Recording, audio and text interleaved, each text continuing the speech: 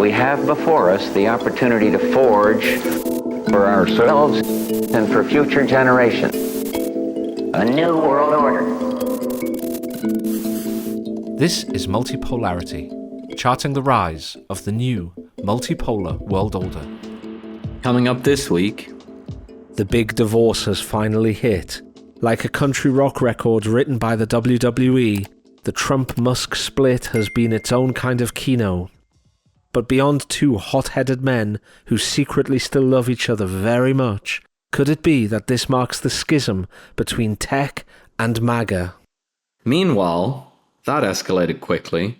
As LA smouldered over the weekend, Trump punched the nuclear button, demanding to send in squadrons of Marines. Whether they storm the beaches of the I-110 is perhaps secondary to the constitutional question. Who holds the keys to law and order in a divided America? Finally, right now China is squeezing its rare earth metals. Always wear gloves if you do that at home, but if you do it on a geopolitical level, just get ready for some serious blowback. But first, Muskrat love. It's been a busy week in America. The first of the stories is the great divorce, or at least split, between Elon Musk and Donald Trump, the two sides of MAGA. Basically, I think this has been a long time coming, but the triggering point has been what has been termed in American politics as the big beautiful bill, which is a spending bill that's going through Congress at the moment, and is ticking a lot of the boxes on anti-immigration and so on, but it's full of pork, effectively. I mean, as these things always are in Congress. You can't really get anything passed through Congress without greasing a few palms. Republicans are as bad for that as Democrats. They want their palms greased, and then they'll put in the stuff that the White House wants. Congress is kind of a giant grift at this stage, which is kind of sad. I don't think that's why the founders originally allocated spending review powers to Congress, but that's what it's turned into. So the bill's being pushed through at the moment, I believe, and Elon Musk said this is an absolute disaster. He obviously got brought into the administration as the Doge CEO, as it were. That's the Department of Government Efficiency. And his job was basically to gut all the waste in government, to go into the government departments, figure out what was wasting all the money, and tear it out, treat it like a startup, treat it like basically how he treated Twitter when he first bought it. And Musk was kind of infuriated because, you know, he's claiming that the big beautiful bill basically offsets all of the Doge savings, or most of them. I'm not sure what the exact claim is, but a lot of them, if not all of them. And so he's kind of like, well, what was the point of all that? I spent 6 months working on this thing, and the idea was to bring spending down because spending's kind of out of control and there are debt issues. I'll talk about that in a moment. And now you're going and you're passing this bill through Congress that is just full of pork and full of spending on probably largely wasteful things. So he kind of flipped out, and him and Trump got in a kind of flame war online, escalated quickly, as the kids say, and the coup de grace was Musk saying that the Epstein files weren't being released because Trump was involved with them. So I think Musk has since come back and kind of said, oh, sorry about that. We're at the moment in the American political game where you just casually drop stuff like that, and I guess you forget about it the next day. But on the more substantial issues, the Musk-Trump, if not divorce, brief breakup highlights two things, really, and they're two things that aren't really going away. The first is kind of a split in the MAGA movement itself between the real populists, represented by people like Steve Bannon and so on, who are mainly concerned with kind of working class issues, quite anti-Wall Street, very hard on immigration, that kind of thing, law and order, that sort of thing. And they tend to be more experienced politically. They tend to have more of a sense of how DC works and so on. A lot of them have experience either previously in the first Trump administration, or they're young people who've come up working at, you know, state government level, or maybe they even worked in the first Trump administration in a junior role. The side that Elon represents, and he's not the only one, there's people in Congress like Thomas Massie, the congressman, who wears a public debt badge everywhere he goes. These people are focused on a number of different things, but one of them is definitely the government debt in the United States. And look, the thing to say, first of all, about this divide is that in a more abstract sense, everyone's in the same tent. It's just a matter of priorities. And while the MAGA people will always tend to win these fights, both because they carry the real torch. Americans didn't really vote about the public debt. They did vote about immigration. They did vote against the kind of hardcore MAGA issues. Not only that, not only are they the sophisticated political operators, but they are more numerous and they, carried the election in a sense.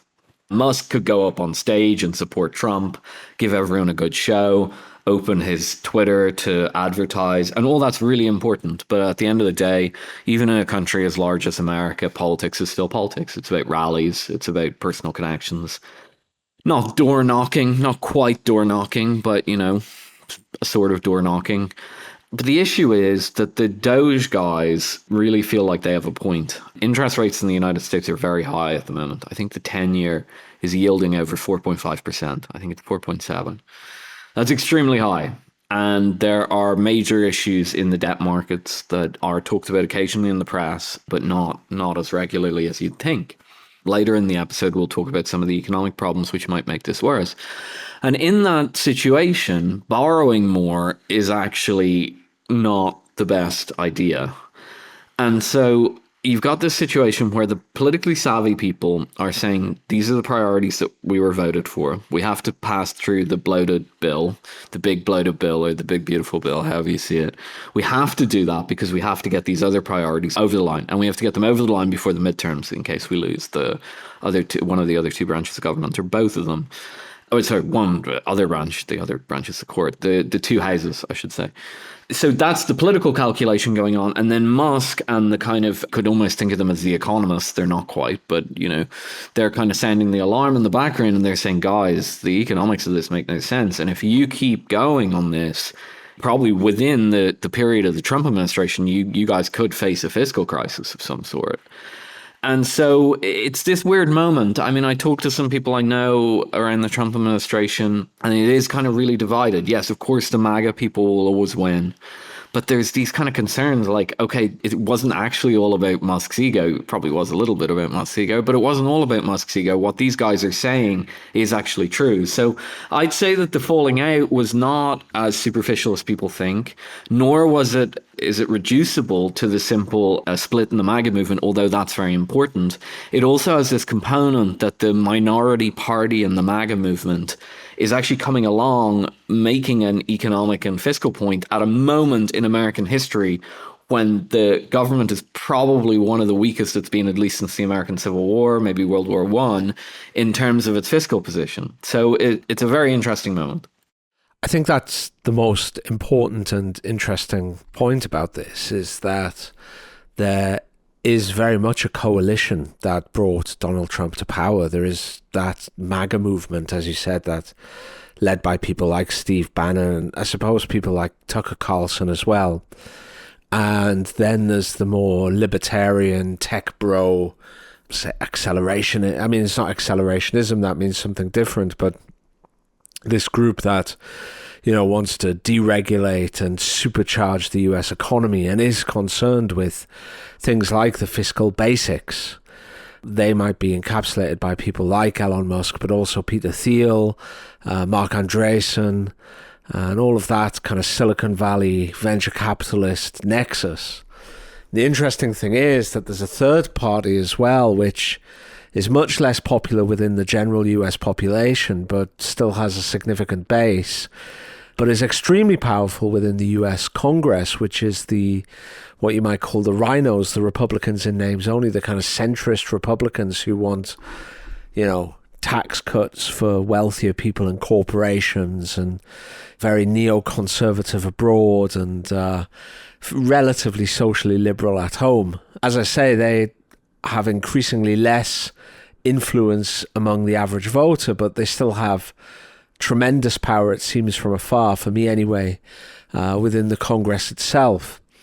I think that the best way to sum up the difference between the MAGA America First Republicans and the tech bro supercharge the economy Republicans was an interview that I saw between Tucker Carlson and Ben Shapiro a couple of years ago now, I think. And Ben Shapiro was talking to Tucker Carlson about the way he wanted to protect workers. And, he said that self-driving cars are going to be a thing of the future, Shapiro claimed. Would you pass a law against self-driving trucks? Because that, they would put a lot of Americans out of work. And Tucker Carlson said, in a heartbeat, I would. In a heartbeat.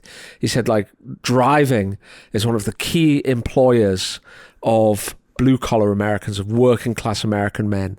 He said, if you introduce self-driving cars, that'll put whole swathes of the economy out of work. It'll destroy families.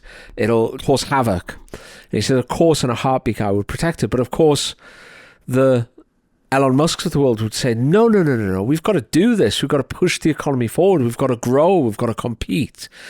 And there's very much a conflict there between those socially conservative Republicans who have come to reject the workings of people like Mises and Hayek, who have come to reject Friedmanism and monetarism, who have shifted very much to the interests of the working class. Of course, the working class in the Western world tend to be more conservative, tend to be more patriotic. But now it seems that those Republicans who are patriotic are really also focusing on some of the economic interests of these people who would like to be protected, for instance, from the harsh winds of the global economy. They would like to be protected against competition from countries like Vietnam and Cambodia, who have much lower unit labor costs. They would also like to be protected against the sweep of technology. They would like to keep their driving jobs from self-driving vehicles. They would like to keep their supermarket cashier jobs from self-service checkouts and so on and so forth. And they're really directly at odds, as far as that's concerned, with people like Elon Musk. They're truly irreconcilable when it comes to that. But they're together within the same coalition when it comes to other matters, I suppose, like patriotism and anti-wokeness, if you like.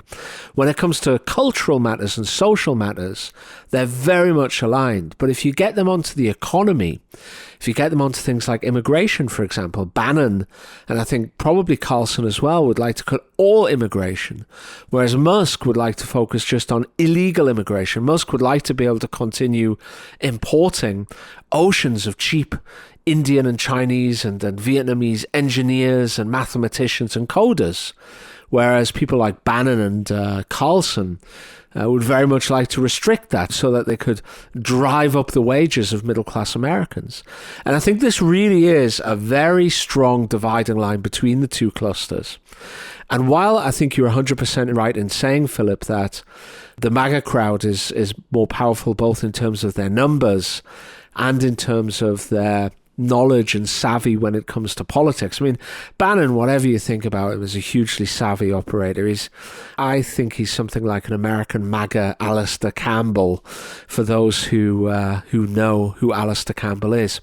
But the thing that we shouldn't underestimate is, first of all, Musk was really very important when it came to getting Trump into power. Like Musk, by liberating Twitter from the speech restrictions that were in place under the previous administration of Twitter, by opening up the Twitter files and exposing some of the abuse of power that took place, and also by funding Donald Trump to the extent that he did, which meant not just that money, which was tremendously important in and of itself, but it also opened the way for other moneyed individuals to pile money into the Trump campaign.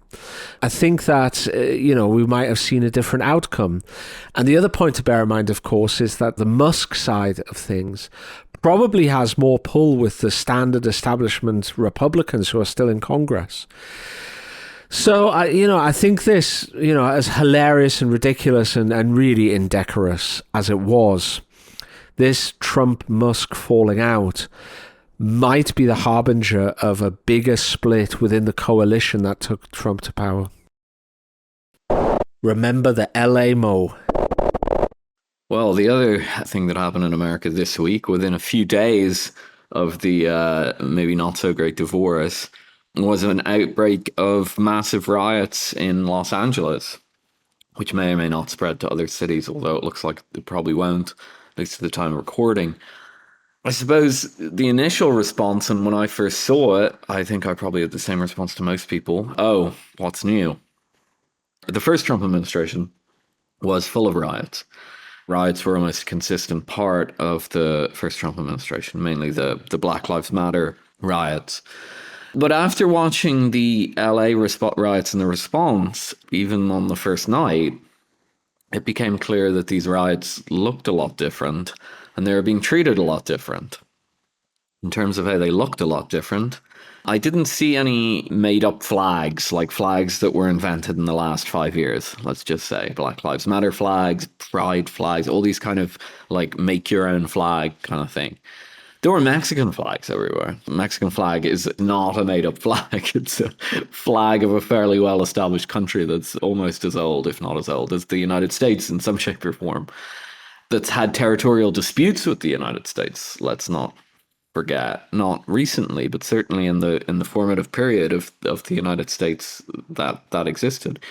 And the current issues that America has with Mexico, which have to do with migration flows and with illegal contraband, mostly drugs and criminality, are actually not all that dissimilar to the problems that you'd see in a country elsewhere in the world that has border issues with one of its neighbors.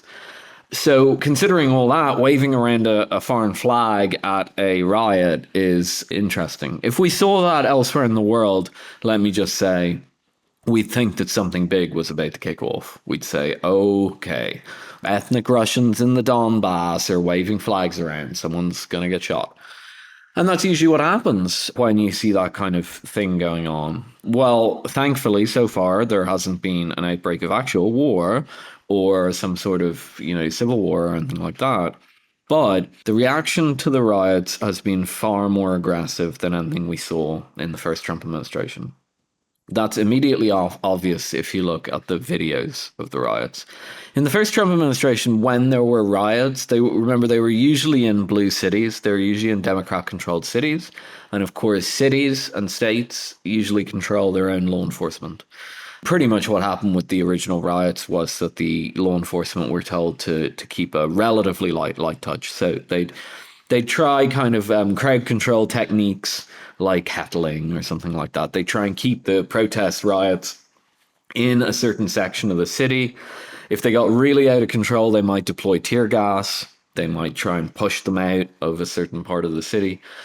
Not this time. This time, they're using munitions like rubber bullets, which you would usually see in a quasi-conflict zone. So just to take an example that I know, you'd regularly see rubber bullets deployed in Northern Ireland, in Belfast. And the reason that you deploy rubber bullets in a crowd control situation up in Belfast is if you don't, someone might get shot, actually. Somebody might pull out a gun, somebody might throw a Molotov cocktail at somebody. Like, there's a serious risk of a bunch of people being killed, not least police officers. So when you're deploying less than lethal munitions like rubber bullets, it's escalated. You also saw snipers on roofs, which obviously they're not there to shoot protesters, but I think basically if anything gets out of hand, if a protester actually gets close to killing a police officer or something, they might get shot in a situation like that.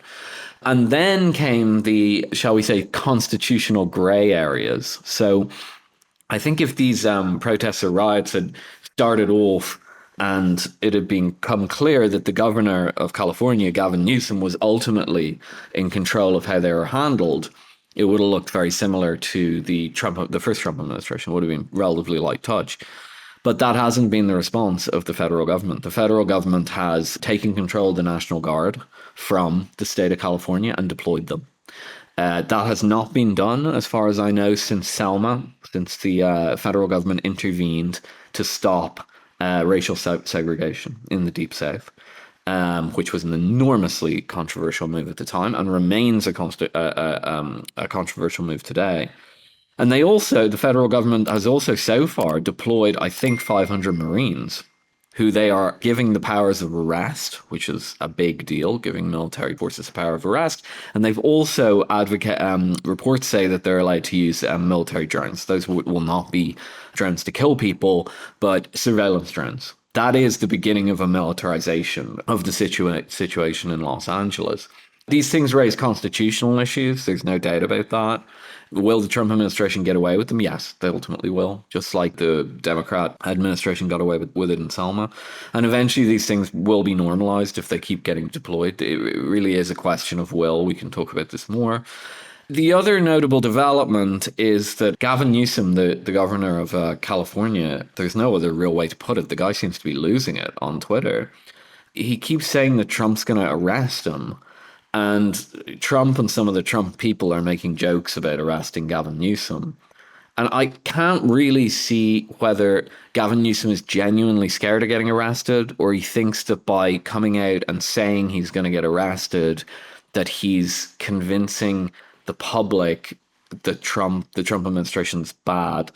But ultimately, he kind of looks like he's having a meltdown, and it looks like he lost control over the state, and the federal government has had to take over responsibilities. And that's how voters will see it. Gavin Newsom is, of course, tipped to be the most likely candidate in 2028. So the current situation in LA, unless Gavin Newsom is able to make a giant comeback, is probably going to destroy the presidential ambitions of the current governor of California. But I don't want to make it out that it's all politics and it's all show and tell. The measures that the Trump administration has taken in response to these riots are highly unusual. And they show that Trump's Justice Department and the Pentagon is very willing to use fairly extreme force in getting through their program. And that's probably why liberals like Gavin Newsom, who've been saying for 8 years that Trump was going to start using heavy-handed techniques, and I think they have basically come to realize that that was mostly theater from their point of view, but they've just kind of learned to keep saying it. Suddenly their theater is becoming reality, and it's kind of putting them off equilibrium. That'll be my reading of it. I can't say that I know enough about American politics, as you and regular listeners will know. I try to avoid it. So I can't say I know enough about American politics to know who's in the right and who's in the wrong between Trump and Newsom, to know the constitutional ins and outs of the actions that both have taken, or to know really who's going to win the political upside to this. What I am interested in, though, is the much bigger picture implications of this. And I think two spring immediately to mind. The first is the increasing strains that the polarization of politics in America are putting on the political fabric of the nation itself, the constitutional fabric of the nation itself. There are other arrangements that a group of 50 states, 50 political entities like you have in the US could take rather than a federal republic. I mean, there could be a much stronger, more centralized government of the sort that one might find in the United Kingdom, for example, or even Russia. Or they could be much looser. They could become something like a confederation, the sort of thing that you saw in the pre-Bismarckian Germany era, where you had the North German Confederation, kind of between the Napoleonic era and the First Reich. And I wonder whether, given the US is really in a kind of a revolutionary state at the moment, as is its wont every 80 to 100 years, we're seeing that both in terms of the policy and the sorts of people that are getting in power and the changes that are being made to the makeup of the public administration of America, or the attempts to change it, the attempts to change foreign policy. It's really quite transformative. But at the same time, there are real and serious and big disagreements between various camps within America, broadly speaking, between the blue states and the red states. At the end of the Biden administration, you did see the first red states starting to kind of just say no to the federal government. No, we're not going to do this. We're just not. And I think both you and I fully expected that process to continue once Trump was in power. And we see here a big conflict between California and the federal government, between the authority of the governor and the authority of the president. And maybe this will blow over this time, but I think it bodes ill for the ability of the US to hold together in its current form. I think it's the sort of thing that might cause hearts to harden in other blue states, for when there's another conflict in the future. Even if Newsom rolls over in this sense and allows Trump to, in inverted commas, reestablish control and order over the state, I think that the experience of California this time will be something that, as I say, hardens hearts in other blue states. The other thing that I find interesting is that a couple of weeks ago, or 3 weeks ago now, I think, on Multipolarity, we each did some voice recorded essays. You did one, Philip, on China, and I did one on the American-Mexican conflict and the way that the US is increasingly being careless and insensitive in its relationship with Mexico.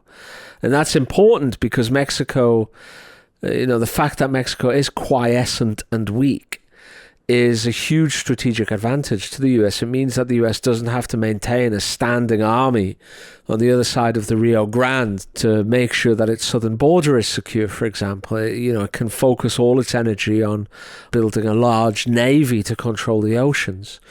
But it's being increasingly insensitive. And people forget that, it's easy to forget, the implications of having 40% of the population in Texas and California as Hispanics, and the vast majority of those Mexican.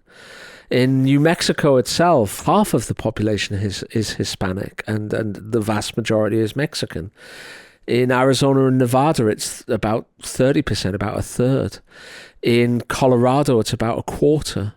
So all of these states have really big Hispanic and predominantly Mexican ethnic populations.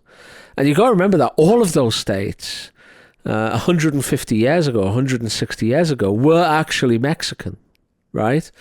Now, on the other side of the border, you have these extremely powerful, shockingly well-equipped, shockingly organized drug cartels.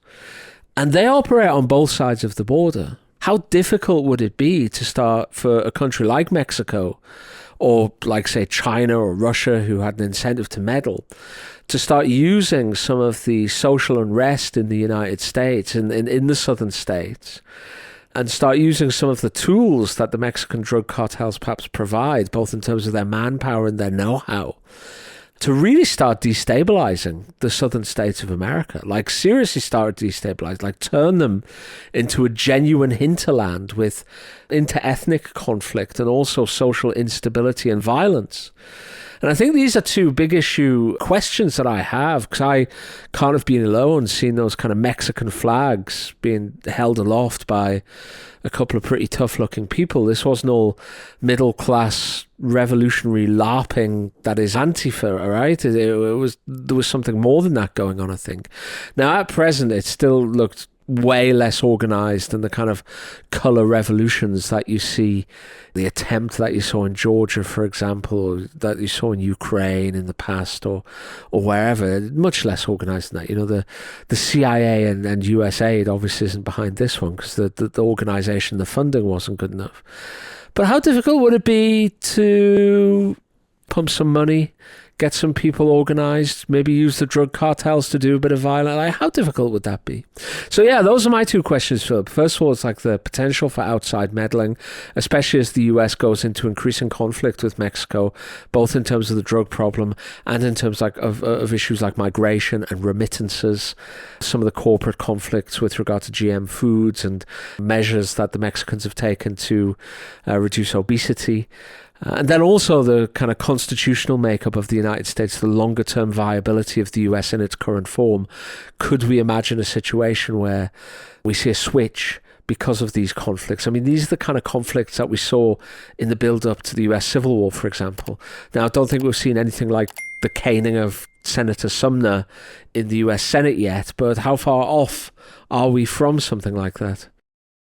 Yeah, maybe not that far off. I listened to your essay on the Mexican thing. I thought it was very good, and I recommend readers go back or listeners go back and listen to it, because it kind of highlights the downsides of an increased conflict between the United States and Mexico. And they're very real. Thinking in terms of like, well, we'll just go in and bomb them. It never works out that way. And although I think conflict with the drug cartels would be far more winnable than, for example, the Iraq War, it would not be as simple as some people might make you believe. That said, a conflict with Mexico might end up being inevitable. I've thought this since the first Trump administration. I know some people in America who've worked around law enforcement, FBI, that kind of thing. And, you know, I've talked to them about the situation on the border, and it really is responsible for an awful lot of the problems in the country. People have to understand it's not just about immigration. It's about trafficking of just about everything you can imagine, really grim stuff. And a lot of the problems that you'll see in cities in America, especially in the South and in the West, a lot of the issues that you'll see there, you can trace back to that border. And federal law enforcement, like the Federal Bureau of Investigations, like alcohol, tobacco, and firearms, these federal institutions are very, very sensitive to this, and they're very aware. And they've been pushing, I think, for about 20 years to up the scale here and basically to start treating the cartels as effectively paramilitary, at very least paramilitary organizations, and beginning to break relations with the Mexican government. You can imagine what that means. It probably won't mean a Mexican-American war per se, but it could mean military intervention in Mexico. Again, if I were watching any other country and I saw the images that we saw from that riot, I'd say, oh, it's about to happen. And maybe it is about to happen. Maybe people always think with America, there's more kind of bark than bite when it comes to American politics. And things are always a bit more extreme there. And everything looks like it's about to kick off at any moment. Yeah, I've always thought that would break down someday. And someday all that stuff that in other parts of the world signals the beginning of some sort of a conflict actually signals the beginning of that conflict. I think this is as good an instance as any to say that might be becoming the case. And of course, that speaks to the second thing that you raised, which is the constitutional nature of the United States. First thing I'd say about that is, hasn't been constant over time. There's an illusion of consistency with the American constitutional order. America's been through multiple republics, probably 4 or 5 at this stage. Unlike the French, they haven't renamed it every time, but the constitutional orders are all noticeably different. There's been a real feeling in the air that the constitutional order in America was going to change again in the coming years, and that it was going to become more centralized in DC and probably a lot less small L liberal in its application of power. I do not mean liberal as in Democratic Party. I mean a little bit more hard-edged in its assertion of power. And it's not just the Republicans that are doing this. The Democrats have been at this for a number of years as well. Definitely going back to the Obama administration, there's been increasingly aggressive use of federal powers, like the power of investigating people for tax. That happened a lot under the Obama administration. People who the Obama administration didn't like were targeted with IRS investigations. That's the beginning, and then it ratchets it up. It ratchets it up. And then suddenly you're in a situation where the Trump administration seems on the brink of declaring martial law in an American city that's effectively controlled by his potential or the Republican Party's potential representative in the upcoming election. Well, as they say, that escalated quickly. But that's where this is going. And I wonder if this isn't the beginning of all that. Now, we don't want to make any predictions. We'll see. Maybe it calms down in the next few weeks. But it feels to me like a bunch of norms have been crossed here that haven't been crossed since the last shift in America's constitutional order, which was during the Civil Rights period, which, when I said the Selma intervention, that was the beginning of what some people would refer to as a new constitutional order in America, one based on the civil rights legislation that was passed at the time, which fundamentally changed the way that American political power was exercised and the way that the courts functioned and everything. So we could be seeing another one of those silent shifts of the constitutional order in America. America's very good at covering its tracks with these constitutional shifts. You won't hear about a declaration of a 5th or 6th republic or something like that, as you might hear in a country like France. You won't hear that. It'll be quiet, but it won't be quiet, but it won't be advertised. But if you understand how the system of power in the United States currently operates, and you start to see it operate in a fundamentally different way in the next few years, you'll know that we're in a new world. Hello there, Andy Collingwood here. I'm interrupting this podcast to remind everybody that once a month, Multipolarity does a premium episode that's only available to premium listeners. And to become a premium listener, you have to go to Patreon, type in Multipolarity the podcast, and then pay us £5, dollars, or euros a month. In exchange for that, you will receive all the past premium episodes, all the future premium episodes, and have the happy feeling that you're supporting us, you're showing us your love, and you're helping us put all of this together. So that's Multipolarity the podcast on Patreon, $5, pounds, euros a month. Cancel anytime, but no one ever does because it's very popular and it's worth the wonga. Now, back to the episode. Promising the rare earth. Yeah, today is Tuesday, the 10th of June, and as recording, the United States of America and China are in the second day of trade talks in London. And I wonder whether we are starting to get the inklings of the first Chinese victory, China's first victory within these trade talks. Why do I say that? Well, regular listeners will know because we were one of the first podcasts of any sort to report on this and suggest the importance of it. The Chinese in the last couple of years have been slowly ratcheting up export controls on critical minerals, especially rare earth minerals. So that's minerals like samarium and gadolinium and terbium and lutetium and scandium and other unusual sounding rare earth elements and metals, and especially the rare earth magnets that they produce.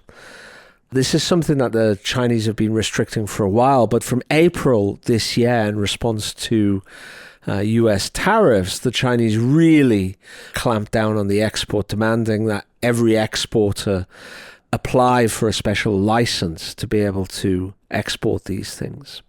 Now, why are these important? I think it's well known why they're important.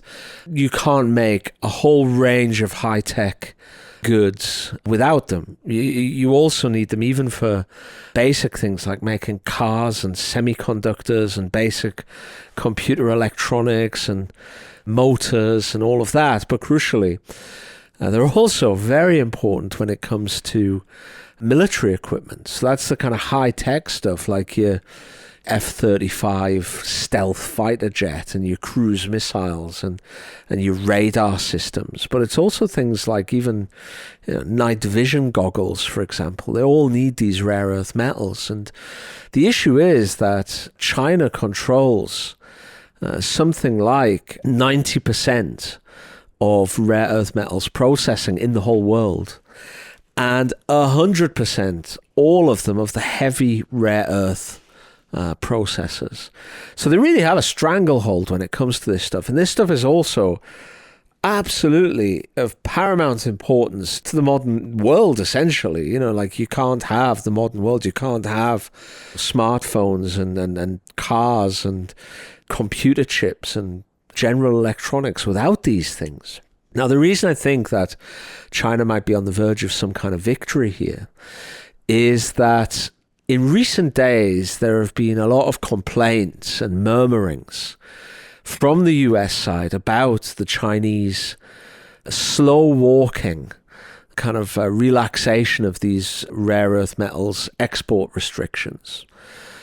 People will remember to great hoopla that the Americans and Chinese agreed, both of them as part of the Geneva talks, which preceded the current London talks, to walk back some of their restrictions. So the US, lowered tariffs, so did the Chinese. And apparently the Chinese also agreed to relax some of their rare earths restrictions as well. The Americans are now accusing them of slow rolling this. And at the same time, a number of stories have emerged that these restrictions are really starting to bite now in things like the car industry in the US. And one can assume, they're not saying it, but one can assume also the defense industry as well. Because that's not something that you advertise. You don't say like, hey, look, all of America's enemies, we can't produce Tomahawk missiles and HIMARS missiles anymore because of the Chinese. You just don't say that sort of thing. But if the car industry is starting to struggle, and the US administration, led by Donald Trump, but also several other senior members of the administration, is starting to scream blue murder about these restrictions and the Chinese slow rolling them, you can sure as heck bet that this is something that's a big issue for big strategic sectors in the US, right? And indeed, it seems that a lot of the news coverage of the Sino-American negotiations in London at the moment focus indeed on this rare earths issue. So I wonder if the Chinese are about to extract some concessions. I mean, if we see, for example, the US walking back on some of the microchip and semiconductor wafer restrictions that they've placed on China. They've said that companies can't sell to China microchips below X nanometers, right? They can't sell this, they can't sell that. And they've really tried to hobble China's high-tech development. If you start seeing the US starting to walk back some of those, it suggests that the pain caused by the rare earths restrictions is forcing the Americans to rethink their microchip and semiconductor wafer restrictions, and they're exchanging one for the other essentially. And that would mean that the Chinese have won that particular round. They've forced, in the game of mercy, they've forced the US to squeal first. Well, I think the first thing to say is we've been warning about this since we started the podcast. And anyone who's followed the podcast since we started it, when we were constantly talking about how China has the power to do this, we can now show that we were not just trying to attack the Biden administration. We've been pretty consistent on this, and we've constantly said, look, China has the power to do these type of restrictions. They're totally different from trying to impose restrictions on, for example, the export of Russian oil. They don't work like that. If you control the supply of something, you can restrict it. Not perfectly, but you can restrict it an awful lot, just as the Arab countries did in 1973 in response to the Americans backing the war in the Middle East at the time, launched between the Israelis and the Egyptians and so on. These kind of embargoes work. If you hit something as important in the supply chains as these rare earth metals, other things that aren't rare earth metals like gallium, germanium, byproducts of metals processing that you just can't get online quickly unless you want to create a giant zinc industry or a giant aluminum, as Americans say, industry, you can't get that off the ground immediately. And so there's a fairly limited supply in the short to medium term, and it takes a long time to get everything back online. Well, we said it, it's here, and we can't speculate on the outcome of the talks. They'll probably be done by the time the podcast's out, which is kind of annoying. But as you say, what happens after the talks, if the United States reneges on a lot of its penalties on China, you'll know that they lost. What I can definitely say as of today is the pressure is absolutely enormous on America now.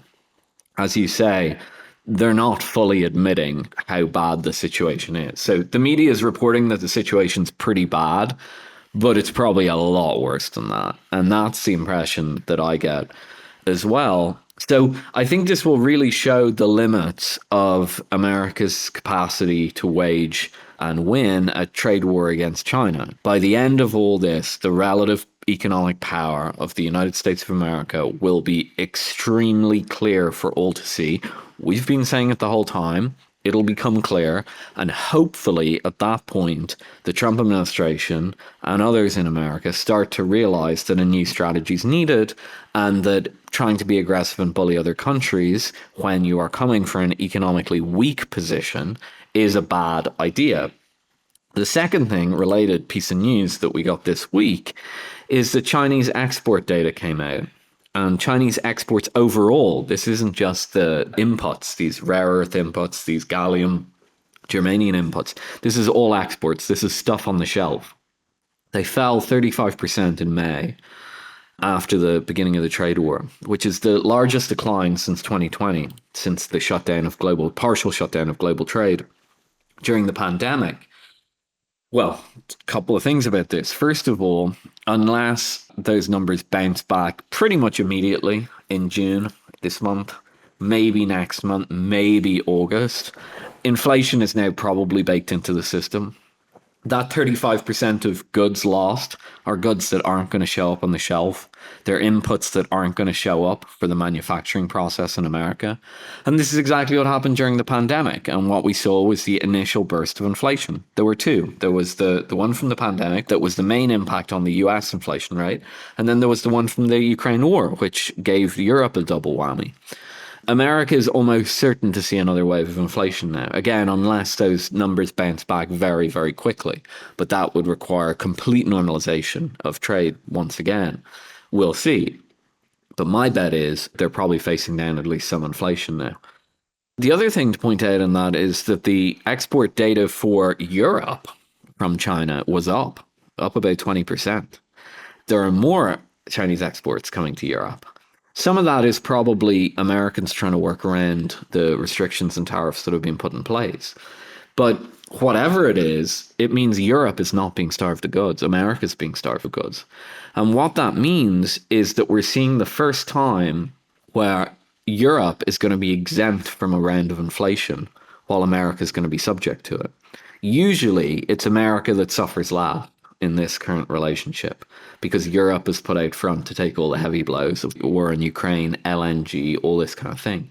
But unless this trade war holds up, unless this trade war is wound down, I should say, very quickly, America is going to get a punch in the face and Europe isn't because they haven't severed trade with China in the same way. And that's going to have enormous implications. I said earlier in the show that the US interest rates are very high right now. I think 4.7% on a 10-year treasury. European interest rates are substantially less than that, about 2 percentage points less, maybe a little more, maybe 2.3, something like that. And we're already seeing the impact of that. And it's US companies, for example, raising money in European debt markets simply because the interest rate's half.